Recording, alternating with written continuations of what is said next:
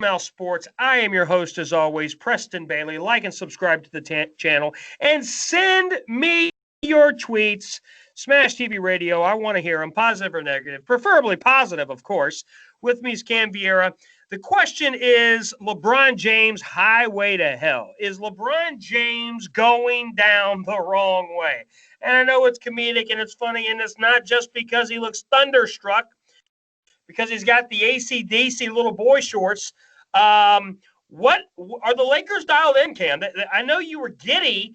I checked my phone 6:30 in the morning. I got likes, emojis, sunglasses. You're all excited that the Clippers, your Clippers, you got your Celtics hat on, but yet they're your Clippers. So you're going to have to explain this to me. Well, you just said it. I'm a Celtics fan. I despise the Lakers. So I'm happy the Clippers won because I'm happy the Lakers lost. I'm a Celtics fan. It's in my DNA. We hate the Lakers. It's in your DNA to hate the Lakers because you're a Celtics fan. Correct. But you know what else is in your DNA? To hate LA.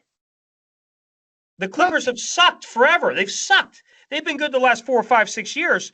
But before that, they've been horrific since the beginning of time, since the Peach Basket days of the early NBA.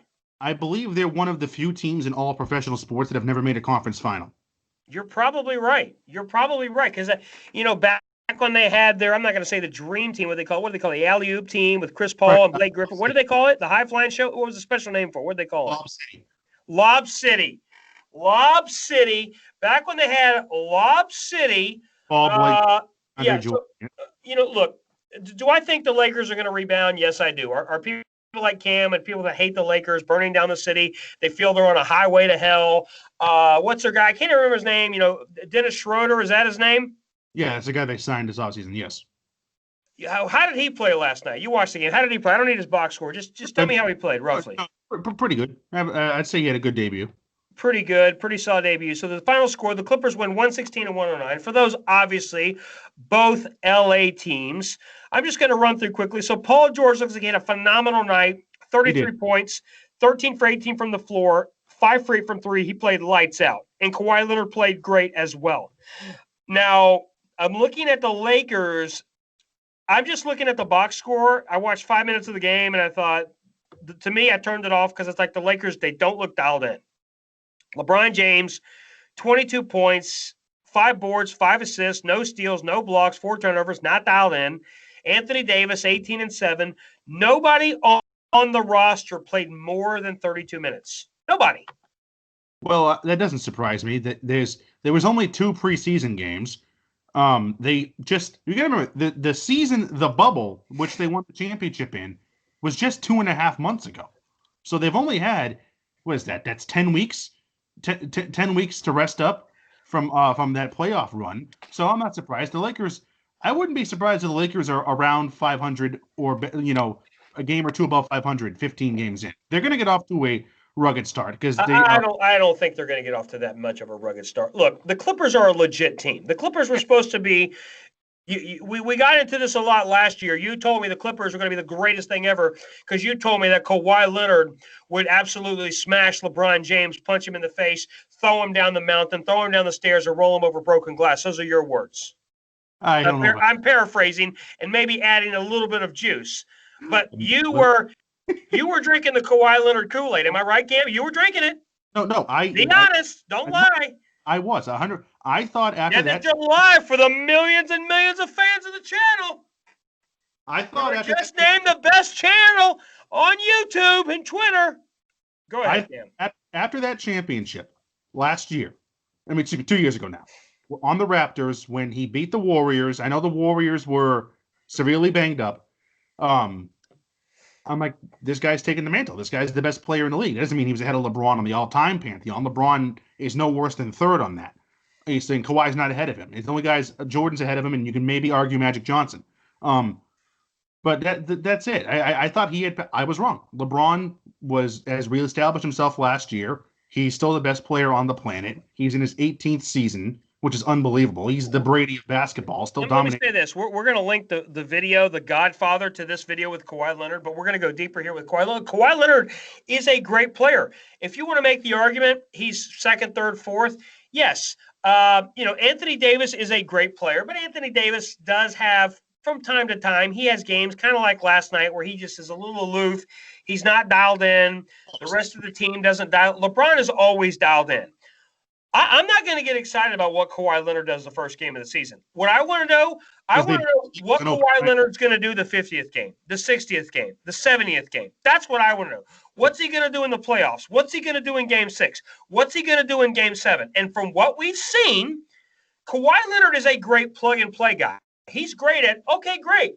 You're the Spurs. You've got Tim Duncan, Ginobili. Yeah, I'll be the fourth guy. You've already got a stacked Raptors team, Kyle Lowry, Gasol, Serge. Sure. I'll be the third, fourth. I'll be the stacked guy.